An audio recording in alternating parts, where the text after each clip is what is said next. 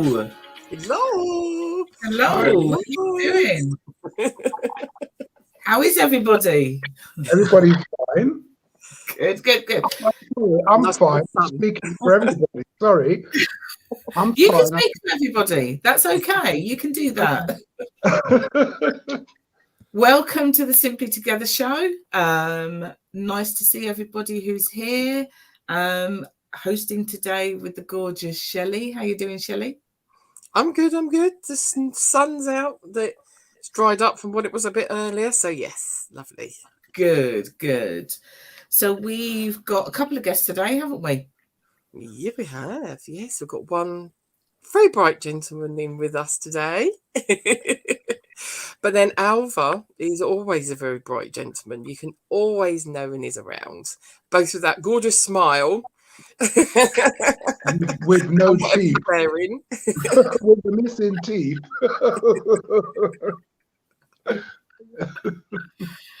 And then we've got another guest coming on a little bit later. And Shelley's also got some info to share about what's going on in the half term and everything else. So, shall I dive right in, introduce our guest? Yes, go on. We've got a lot to catch up with. So I've never met this gentleman before. So, hello, Alva Wilson. How are you doing? I'm doing fine. Good. Can you tell us a little bit about yourself and the things that you have done and then what you're going to be doing? How long have you got? We have got as long as a piece of string. Okay. I'll try and edit it. Okay, my name is Alva Wilson and I'm from St. Vincent. I came over to England when I was 1 year old, and I'm going to fast forward now. I was always interested in drawing. So what happened was I became a fashion designer. I went to Middlesex Polytechnic and became a fashion designer. I'm talking as if I kind of looked after myself. My mum and dad, my mum was a machinist and my dad was a carpenter. And I've got 2 brothers and 3 sisters. So yeah, there's like 5 of us, well, five siblings in the family. But anyway, I'm sort of fast forwarding. I became a fashion designer and I went to Middlesex Polytechnic. And then I left and I realized that, you know, this wasn't going to be the trade for me because it was very kind of cutthroat and very sort of devil wear Prada. So I started to get involved in community arts, working with children with special needs and working with young adults. And I realized what I could do was to sort of adapt my skills and pass them on and share them with different people. So fast forward now, I moved to Luton. I've been living in Luton for 10 years. So, okay. And I've been continuing doing these projects and it's sort of expanded. Apart from like sort of making hats, which I'm known for, I studied fashion and became a hat designer and sold hats in shops and then eventually ended up selling hats all around the world in shops in Paris and New York and Belgium. And I'm still doing that on a smaller scale, but I became more interested in community arts because it allowed me to sort of like diverse in different directions. When you're actually teaching, you're sharing your skills, but you're also learning. So what happened with me is that I learned to become a photographer. I learned to become a felt maker. I do interior design. And now what I'm doing something that I never believed that I'd ever do because I'm a very shy person, believe it or not. Really? Are you sure? Shy. I'm very, very shy.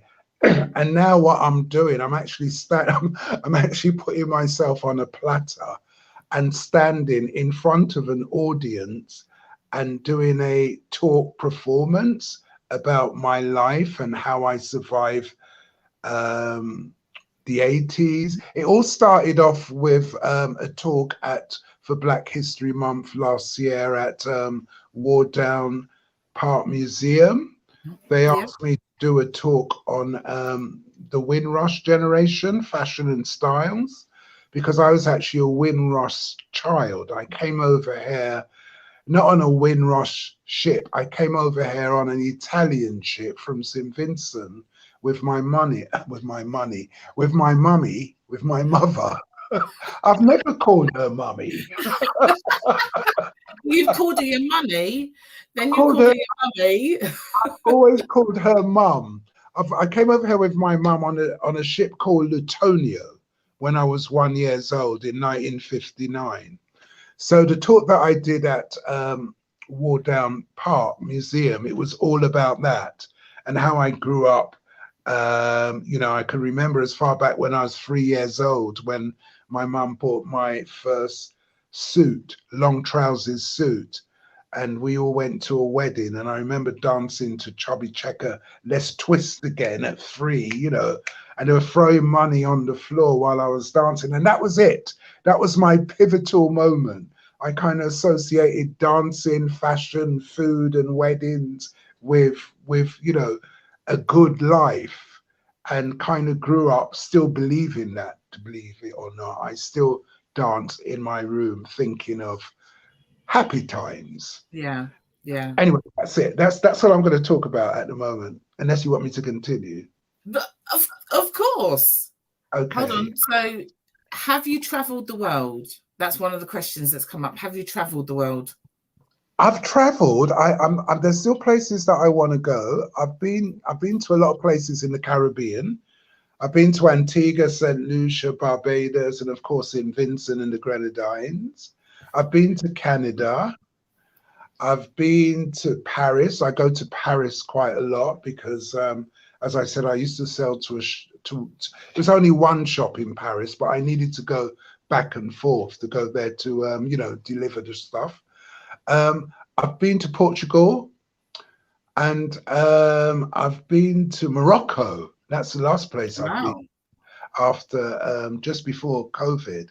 I've been to Morocco, and I'm glad I mentioned Morocco because the showcase that I'm going to be doing on the 27th of October at St. Luke's Church, and it's called Pop Your Collar, and I'm going to be talking about, you know, my experiences in the 80s and how I survived the 80s, because I think the 80s, in some ways, we're actually going through something similar to what happened in the 80s with regards to like, you know, prices rising high, inflation.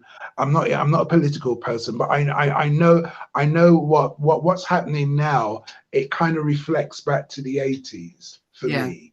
Yeah. So I think it'll be a really good to talk about that period, especially for young people, because the event is inviting parents to bring their children, because I think it's important that the children know about their history, their parents' history. But anyway, not sidetracking, going back to Morocco, it's not going to all be about me. It's actually going to be a showcase, and I'm actually a co-founder of the Black Luton Small Business Collective. We're trying to narrow down that title. I think we're just going to call it Black Business Collective, yeah, or Luton. We've got to put Luton in. But anyway, we're working on that. But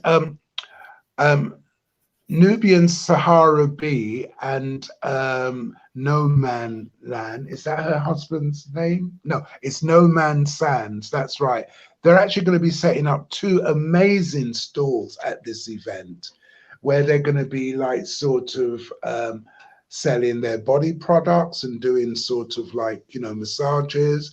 They're going to be doing this lovely Moroccan tea. I'm drinking Moroccan tea at the moment, not right now, but since I tasted it, I've cut out drinking ordinary tea and just drinking Moroccan tea every morning. It's really lovely for you. You know, it just kind of clears you. My voice is sounding croaky at the moment, but that's because Moroccan tea. no, it's just that I've just cycled. I've just come back from the supermarket, so you know, I've got the sniffles a bit. But yeah, so you cycled. Did you cycle to the supermarket? Yeah, I cycle. Oh, I cycle every day. Yeah. I've got one of those fold-up bikes that You know, I don't walk at all. I just cycle. I find walking really difficult because I cycle everywhere. Even if I've got Yeah. to go to the local shop to get a pint of milk or whatever, you know, I cycle. So anyway, they're going to be there. And there's last but not least, there's going to be an artist called Ralph Pollard. Now, Ralph Pollard was the first black DJ in the UK from Barbados. He used to DJ on a pirate station called Radio Caroline. I don't know if Yeah. you heard about it, but it was Yeah. quite a famous pirate station. I think Tony Blackburn used to be Tony on there. Blackburn was on there, yeah.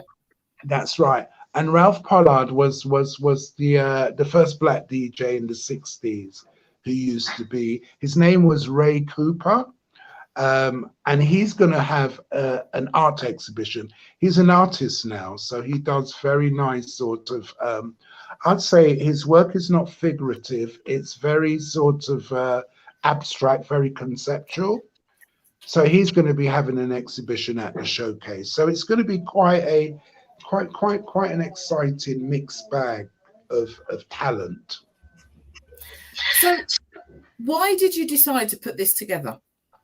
Why did I decide? Now that's a really, really good question. The reason why I put it together, because originally, and I'm not trying to, yes, I am going to throw spanners in the works. Originally, it was meant to be put together by the Cultural Trust, the Hat Factory. Okay. Because what happened, when I did it for Ward Down Park Museum, it was all done through the Cultural Trust. They took control of the marketing and advertising and promotion and everything. But unfortunately, Hannah Scott, who was the curator at the time at the museum, she left. But one of the last things that she did, because it sold out at Wardell Park, the tickets just went. And it was really successful. So she passed it on to the Hat Factory to say that, you know, it'd be really a good idea to develop this, to let him do another one, because I actually ran out of time and I didn't get around to talk about the 70s. And I thought, well, you know, I could talk about the 70s, 80s, 90s. I could talk about lots of different decades and what happened to me and how it affected the Black community as a whole. But what happened when she passed it over to the Cultural Trust, they were just, you know, sort of, they weren't really sort of pushing it. I had a few meetings and my instincts told me, after a couple meetings, my instincts kept on saying, Alva, this is not going to go anywhere. You're not going to be able to do this for Black History Month, because, you know, after you've done something before, you know the way how it has to be planned out and the timing. Yeah. And I just knew by the pace that they were moving, because they wanted me to apply to the Arts Council and all this sort of stuff. I remember thinking, and they wanted to do a big production. They wanted to turn it into a stage show. And the funny thing is, I'm going to laugh at that. It got to a point where they actually didn't want me to be in it. Oh my gosh. They wanted someone younger. And I use that word very loosely because this is the problem that I felt I was faced with. It had a lot to do with ageism. And I remember thinking, Alva, you have got a Black collective now. You're not kind of doing things by yourself. Why don't you all get together and do this yourself? You know? So that's why I'm here now, plugging it passionately, because it is something new and something that I haven't really done before. I mean, like, I'm now sort of like producing a show, not by myself, obviously, but because of what I just said. Good. Because actually, it's now, you know, you're doing this and you're going to do it the way that you want to do it. Yeah, that's right. Yeah, that's what I was going to say. Yeah, we're kind of. We're simplifying it. We're kind of, you know, we're we're taking away all the trimmings and stuff, if you know what I mean. And we want to keep it really real and really natural. And I was just thinking today, because the church that I'm actually going to do it at or in is I actually go to that church. I actually go to St. Luke's Church, and Sunday the vicar's really excited about it. Grace, she's really excited. She's actually I went to church on Sunday, and there's all these sort of like kind of there's all these posters up about Black History Month and like kind of going back from slavery days in the church, around the church. And she actually called me up and she said she's really excited that they're actually going to have Black History Month at St. Luke's. So they've been really, really supportive. And the way how I actually got in there was that I turned around to them and said, well, one of the things that I'm going to be talking about is that the 80s, the reason why women stopped wearing hats into church at the 80s, it had to do with jerry curls and braids. You know, the jerry curls sort of like sweat up the hat too much. And the braids, when women braids their hair, the hats don't fit no more, because with the braids, the head's a bigger size. Yeah. And you can never get a hat to actually fit on the braid unless you're kind of a bit sort of stylish and you kind of like just fling it at the back of your head, you know. You could kind of go like this and you just have the hat at the back of your head like that, you know. It's either that or a fascinator, isn't it? That it's kind of like it's in somehow. Yeah. So I sort of talked about that, but on a serious note, I also talked about how in the 80s, I had a wake-up call. I actually broke my foot in 1984, running for a 253 bus.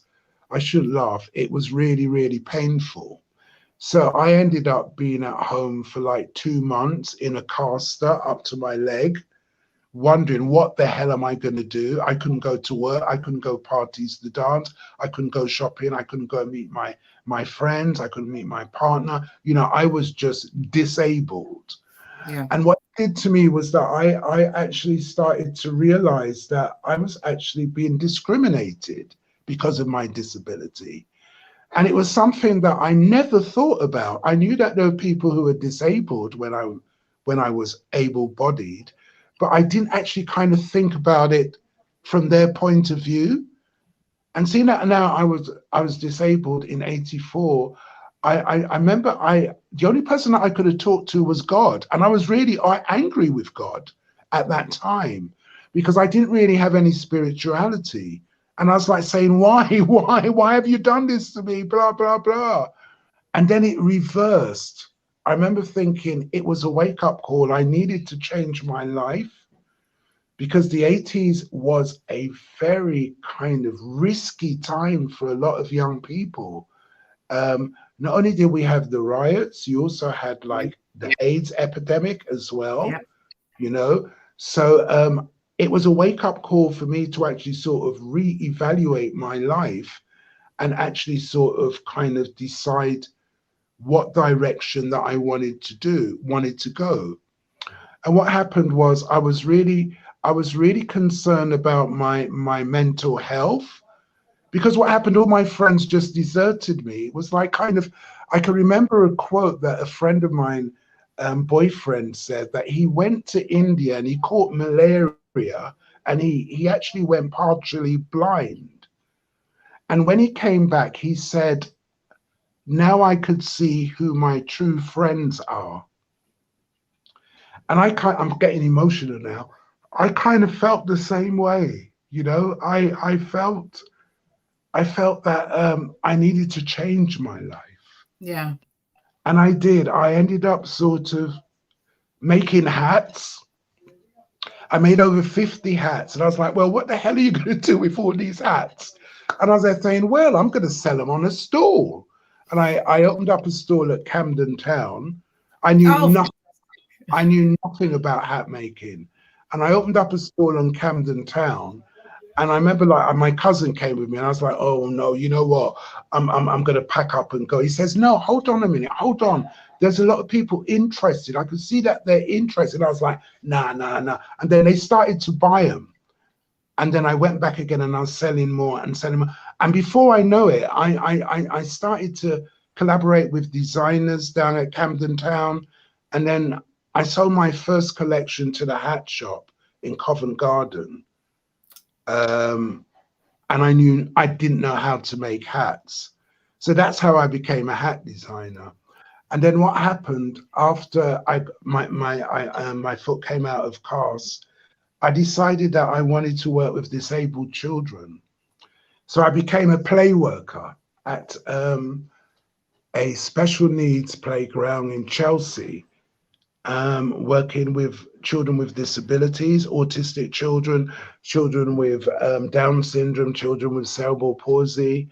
And that's when I learned how to adapt my skills. You know, it was like it was therapeutic play work, but I was able to kind of add a bit of creativity in it. I remember like creating we called it a sensory room. It was all blue fun fur. So like when the children used to have a fit, you know, sort of like going to like a fizzy fit. Is it a hizzy fit? I can't remember the phrase. We used to put them in this room, and it had like soft music, and it had all fun fur. It was all fun fur. It had all furry toys and stuff like that, and it just kind of quieted them down. You know, they just calmed down and they de-stressed. So yeah, that's what's happened. I could go on talking about this forever. You see, this is almost like a rehearsal for the talk that I'm going to do. That's good then. That's good. I hope I'm not going to burst into tears while I'm doing it. Why not? Because actually that just shows it's how emotional it is and the connection it has with you. I mean, you've just said that you could sit here and talk forever. I could listen, actually. Anybody who knows, I'm not normally this quiet. I've normally got more things to say. I'm literally spellbound, I think. Your journey is just absolutely fabulous. Absolutely fantastic. It's good to hear that. Good to hear that. Wonderful. I did just put even though you said you're not doing hats currently at the moment, Alva, I have actually put your Facebook page in our chat. Right. Because we had a bit of a conversation just before you came on, and you say that you're a visual artist. Now, when if I'm asking everyone that watching now or watching on the replay, have a look on your website. They'll actually see we're not just talking hats. We're not just talking Ladies' Day. Yes, you've got a hat and you've got a couple of flowers in it. You're talking. It's a form of art. What you do. It is. It's a complete form of art. The bags that you've done as well. That you look at it, you know it's a bag. It's fully functional, but it's got a whole change of a look to it. It's some of the pieces that you've got on there are absolutely stunning. And it's the first time Cecile's actually spoken to you, and we've bumped into you, and Dee as well bumped into you for what we was doing at the market and things. And even when you're talking to you, you get the full sense of who you are and the passion that you put into what you do. And I think it's just amazing that you have, even though, like, as you say, sort of like the Culture Trust has kind of said, there's someone at the door. this way, I'm really sorry. There's someone at the door. I've got someone coming round to fix my bathroom. I'm going to just let them in. Can you bear with me? I'm so sorry. Hold on.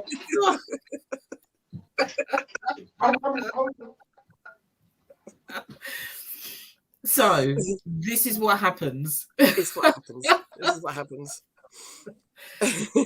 People are at home, but actually you've got to open the door. You've got to let somebody in. You've got to get your parcel. There's always going to be something. So but so if I say about some of the bits, and as he talks and as he's been animated with what he's been saying about all the different things that he's then done in the community, have just been I'm so amazing. sorry. Oh my God. You know what? Asking, are you standing us up? They only text me this morning and said that they were coming round to fix the. I've got a missing tile in it's a missing Need to tile. get that sorted in there. I've actually done it myself, but I actually phoned the council to come and do it. There's a missing tile in my bathroom. They texted me this morning to say that they were coming round at 12, and I was like, "Oh no, I'm gonna be on the radio." And I was there hoping that they said between 12 and 4. And I thought, oh, they're going to come here around, say, 2-ish, you know. And of course, there's a knock on the door. But anyway, I've left him. He's going to sort it out. So it's okay. Sorry about that. Always drama in my life. There is always. Okay. But yes, so I think we've had the snippet enough that will make everyone come along and hear more of your story at Luke's church. Okay, I could. Can I plug it a little bit more? How are we going to get tickets? Hold on. Let me. Hold on. I've got something here. Hold on. Let me go on my. I've got it here. I should have been a bit more organized. Okay, right. It's going to be on the 27th of Thursday, the 27th of October. Okay, and you can get the tickets on eventbrite.co.uk. Now there is a long, very kind of link here, but I've worked out, if you just go, if you type in eventbrite.co.uk in the search engine and then just put Pop Your Collar by Alva Wilson, all the details will come up. Okay. Yeah that because I can't to read all this is quite it's dash, and it's almost it's like the code to get into Fort Knox. Yeah. How did you come up with that name, that title? Pop Your Collar? Yeah. Right. Okay. Well, apparently in the 80s, well, even before that, the policemen used to collar the black guys. They talked about black guys. And so they used to say, I read this article online, and when I was doing my research from a ex-policeman, and he was explaining the reason why he left the police force, and he was brutally honest about what happened. Obviously, he was a white guy, and he said in London on a Saturday night they used to sit round the table, and they used to say, right, we're going to go out and we're going to arrest any black guy that we see in a sheepskin coat. Now, that happened on a regular basis. And that was really funny thing when I read that, because I remember in the 80s, probably even the 70s, a sheepskin coat was really expensive. That was the thing to wear. Exactly. It was really expensive. And like the lining inside used to be like the curly, almost baby lamb sort of fur. And outside was suede, and it used to cost a fortune. And I remember, like, when because obviously I was into fashion at the time, and I remember, like, I mean, and of course the practicality of having a sheepskin coat was that it keeps you warm. You pop your collar to stop the coldness coming to your neck. You pop your collar and you put your scarf around the collar, and you're ready to go. It's almost like a hot water bottle, Well, the policeman used to arrest these guys who wore sheepskin coats, apparently, in the 80s and 70s. And they used to talk about, oh, yeah, we collared him. Yeah, we saw him. Yeah. saw him down the road. Yeah, we collared him and we collared his friend as well. So that's why I thought pop your collar, even though the true meaning of pop your collar is that you pop your collar and it's almost like, you know, you're ready to go. You're kind of successful and you're ready to go. You know, what's his name? I forgot that singer, his song, Pop Your Collar. What's his name? Is that Usher? Usher. Yeah. That's all about, you know, being stylish and hip, you know. But for me, pop your collar is to do with a lot of the institutionalized racism, I'd say, that a lot of Black people encountered in the 80s. So that's why I came up with that title. Wow. I'm gonna say it. I had a sheepskin coat. Oh, brilliant! Lucky you, I would say. I remember that. I remember that very well. I didn't. I now do. I now remember it. Wow. And there were so many people had them. So many people. I could only dream of having one. I managed to have a parka. Do you remember a parka? Oh, the parkas, yes. Yeah, with the fur. So the only fur I had was round the hood. Round the hood. Yeah, that's right. Yeah. So I used to have my hood up quite a lot. Yeah. But I don't think on the 27th you've got enough time. 2 hours isn't enough. Yeah. Well, I'm actually hot one. I'm only going to be talking for an hour. That's not enough. No, it's probably going to be an hour and a half, I'd see. You see, the thing is, what we've done, seeing that it was half term, I didn't know it was half term.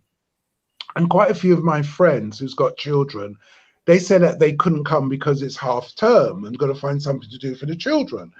So I turned around and I said, well, listen, why don't you bring the children? Because what we could do, I could have a little dress up area. I've got loads of hats that I haven't sold. I'm coming in the dress up room now. Although I make hats, I collect hats. You know, I collect hats. I just love hats, so I collect hats. So I have loads of hats, and of course, there's loads of accessories as well. And there's wigs as well. Not that I wear wigs, but when I don't know if you can see my mannequin at the back, Sienna. I've got mannequins. They're my models. I've got Sienna. I have Hitch, and I have, you can't see Gilroy's down there. So what I do, I change their image. I'm really into the altered ego. You know, where you could look different. You could be a different person every day. So and you could be in incognito, you know, like sort of dark glasses and stuff. So, you know, there's going to be pink wigs, there's going to be afro wigs, there's going to be and I'm not going to talk about the wig because there's a surprise. A bit of a surprise. So there's going to be a lot for them to dress up with. And then what we're saying, someone from the Lorna from the collectives last night was talking about, you know, how's the ticket sales going and who we need to contact individually, because that's what I'm finding about the tickets. Flyers and posters don't actually work no more. It's about electronic links and contacting them individually. So we thought of the idea, well, why, if we've got enough children there at the end, why don't we have a little children's fashion show at the end with the hats, you know? So that's why I'm only going to talk for an hour. But I say that no doubt it will. There's going to have to be someone there with a speed clock, you know, to say, Alva, you got to wrap it. You got to wrap it, because as you can see, I could just go on forever and ever, just gabbing on. They'll be going, come on, got to wrap it up. Yeah. And that means that there needs to be a part 2 after that, doesn't there? Because if you don't finish saying everything, there needs to be a second one. We're working on that. We're working Good. on that. We Good. are working on that.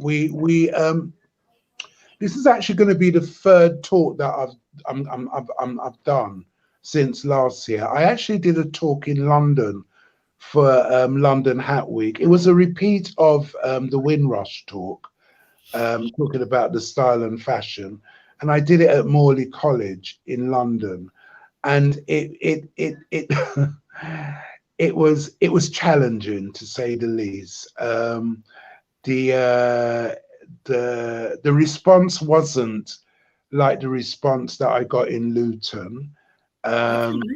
It was, I had to change it because most of the people that came were milliners and fashion designers, and they came with their notebooks. They were taking notes, so I had to talk more about the hats and the styles and so on.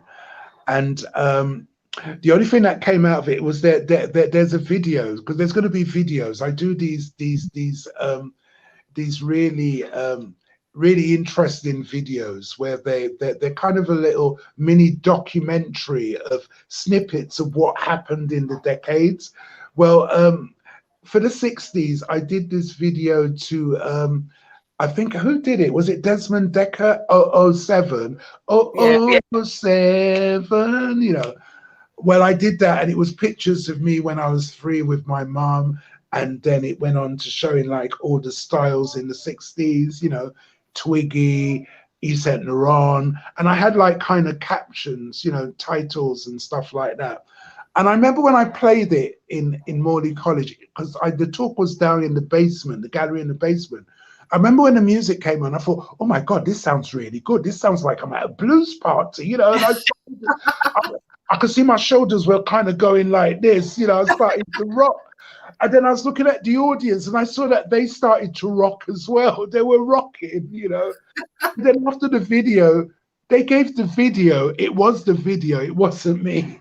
They gave the video a round of applause, which really kind of took me back, because when I showed it at Wardown, I didn't get a round of applause for the video, but that didn't matter because at Wardown the audience were more kind of like sort of interactive and more interested in what I had to say. Yeah. But it was quite surprising that I got a round of applause there for a video. And I remember like when I went back and I started to evaluate. My cousin took me for a meal afterwards. When I said it didn't go well, it wasn't the same as it was in Luton. You know, I remember halfway through I had to turn around to them and say, "Are you all enjoying this? Is it sort of?" Which I shouldn't have had to do, but that's the way how I felt. But it had to do with demographics. Yeah, it had to do with demographics. That's it. Yeah, and that doesn't mean that you can't do that again. No, I want to do it again.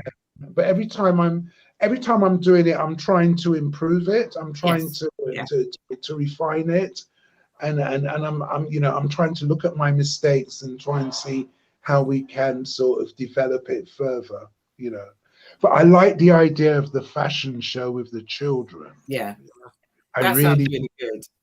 Because a lot of people were suggesting to have a fashion show with real models, and I said I do not want that. This isn't the kind of thing that I want. I rather it to be more alternative, more spontaneous.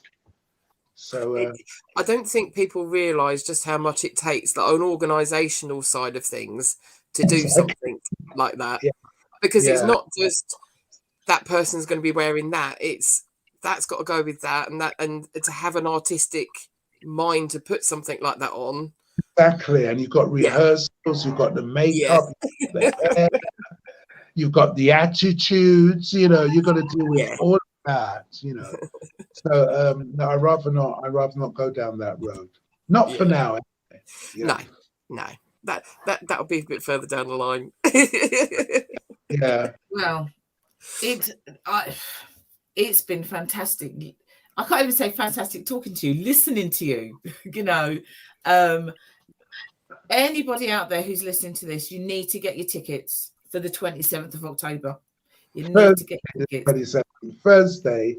Yep, Thursday, 27th of October, 7 till 9 at St Luke's Church in Luton. Refreshments as well. Yes. Oh, refreshments. Yes. And you can do a little bit of dress up as well if you want. You've got to dress up. Well, in fact, it'd be really good if you all can dress up to come here, because this is the thing. Oh. It gives you an opportunity. What happened with War Down was that I told them that I did a video on Instagram and I said, dress up, and dress up. You know, in a West Indian accent. Doesn't sound West Indian now with this croaky voice. But anyway, it'd be good if you could dress up, you know, sort of dress up. It doesn't have to be 80s style. Actually, it could be good if it's 80s style. But it'd be nice if you just it's an opportunity to dress up. Yes. And if anybody has got a sheepskin coat in their wardrobe, they need to be wearing it. They bring it along. I don't, but there's somebody out there they will have. They will still have it. Got still in the loft. That would be brilliant.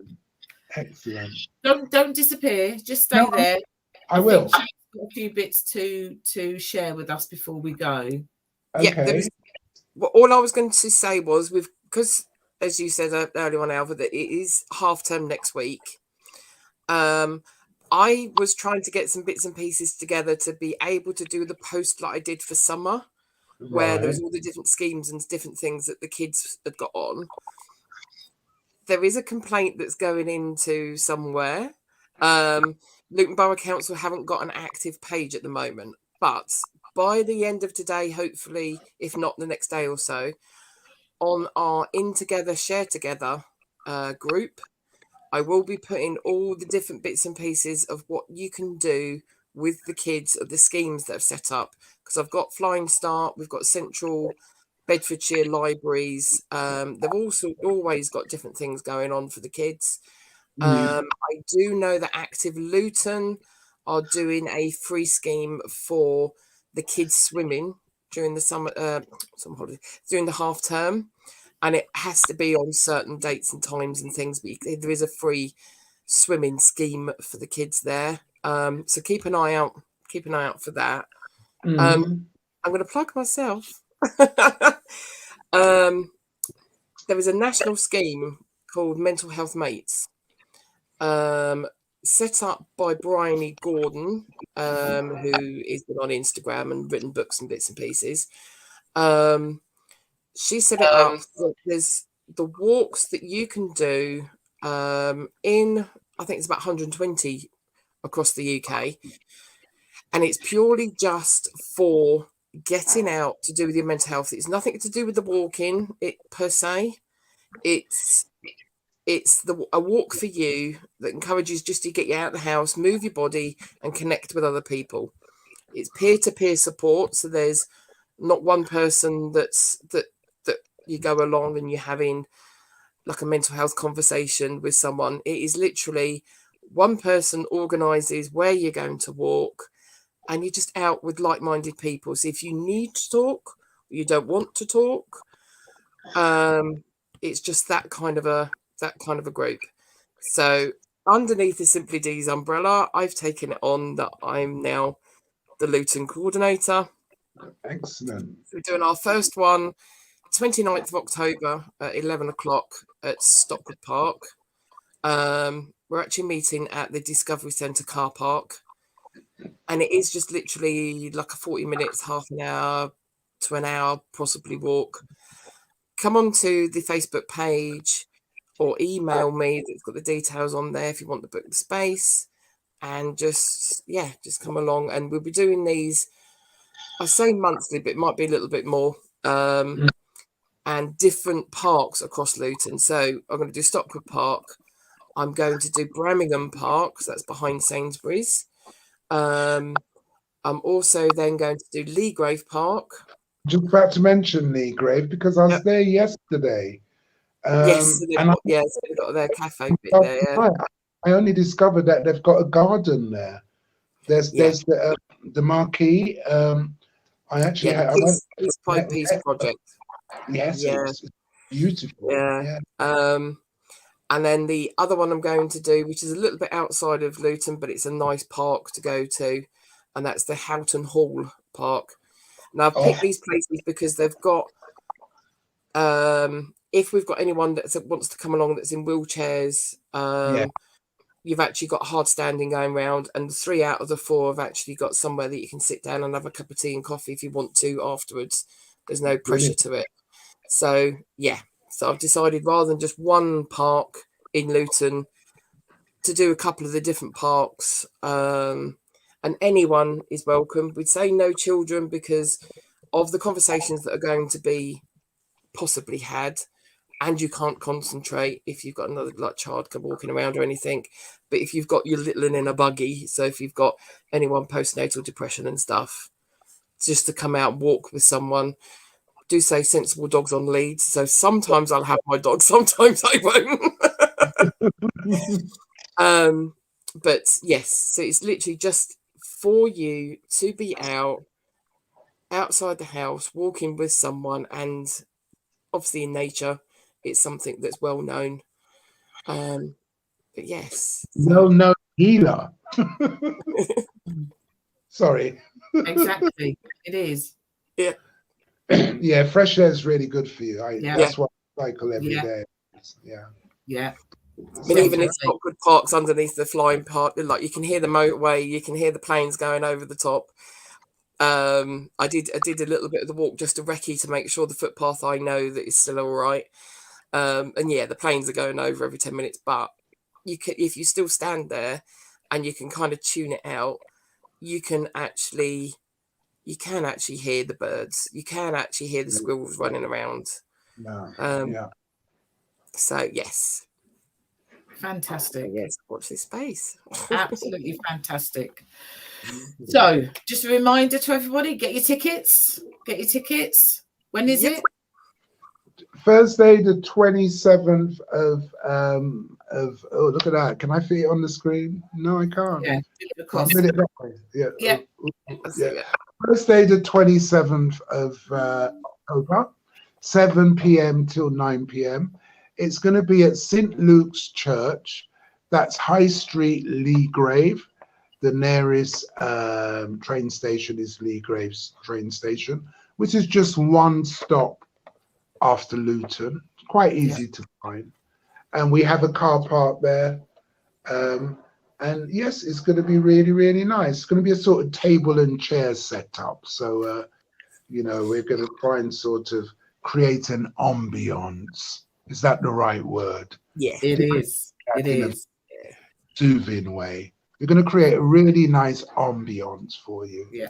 And it's going to be a really, really great event. Fantastic. Thank you for coming on today. Absolutely mesmerizing. Really enjoyed it. What a journey. Yeah, it's been really, really good. I enjoy.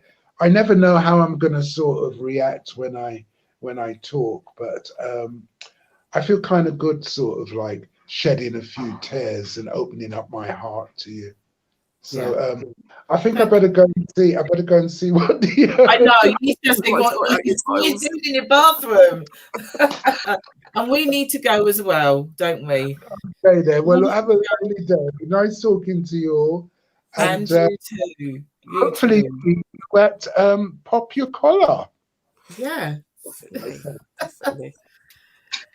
We'll be back here again next week, 12 o'clock. Don't forget, don't miss. I've got to go. He's knocking on the door. Lots of love. Bye. Bye. Take care, everybody. We're going anyway. See you all next week. Don't forget to keep commenting. If you've watched on replay, still comment. We'll still pass all the details on. Bye, everybody. Bye. Okay.